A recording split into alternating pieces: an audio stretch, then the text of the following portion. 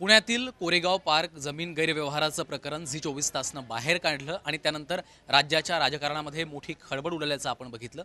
स्वतः अजित पवारांनी यानंतर माध्यमांशी संवाद साधला आणि हा संपूर्ण व्यवहार आम्ही रद्द करतोय असं अजित पवारांनी जाहीर केलं।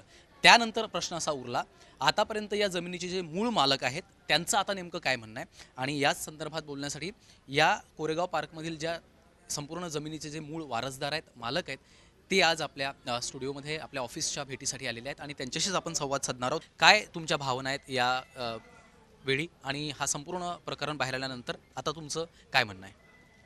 सर्वप्रथम झी 24 तासचे आम्ही आभार मानतो। सर्व शेतकऱ्यांना त्यांनी जो हा आशेचा किरण दाखवला आहे त्याबद्दल त्यांचे आम्ही सर्वांच्या वतीने खूप खूप आभार मानतो। आमचा जो लढा आहे 60-70 वर्षापासून जो चालू होता शासनाच्या विरोधात, तो कागदोपत्री लढा होता, त्याला झी 24 तासने कुठंतरी वाचा फोडली। त्यानंतरनं हा संपूर्ण जो घोटाळा झाला जमिनीबाबत, त्या सगळं संपूर्ण जर श्रेय असेल तर ते सगळं झी 24 तासला आम्ही देतो। हा जो कोरेगाव पार्कचा विषय होता, हा प्रलंबित एक 50 वर्षापासूनचा आहे। त्याच्यामध्ये मूळ शेतकरी जे मारवतनदार आहेत त्यांनी हा शासकीय स्तरावर खूप प्रयत्न केले, परंतु झी 24 तासनी या प्रकरणाला एक अशा स्तरावर नेऊन ठेवलं की याच्यामुळं शेतकऱ्यांच्या आशा आणखी पल्लवित झाल्या की बाबा कुठंतरी आमच्या मागं सुद्धा मीडिया आहे, आमचे प्रश्नसुद्धा गोरगरिबांचे मीडिया उचलून धरतं। सर्वप्रथम झी 24 तास याबद्दल शतशः आम्ही ऋणी आहोत। आता याच्यामध्ये महार वतनदारांनी हा लढा 50 वर्षापासून चालू ठेवला, परंतु 2007मध्ये जी पॉवर घेतली त्या पॉवरचा मिसयूज 2025मध्ये झाला, त्याचं खरेदीकरण 2025मध्ये झालं।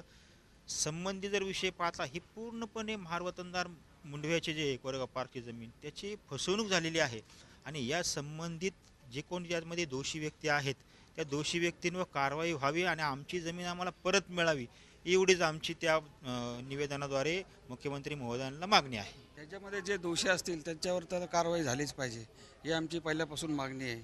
आणि आमची ही जी जमीन आहे मूळ महार वतनदारांची, ती शासनाने सरकारने आम्हाला मिळावी द्यावी, हीच आमची संपूर्ण महार वतनदारांकडनं मागणी आहे। हा सर्वांवर गुन्हा दाखल झाला पाहिजे।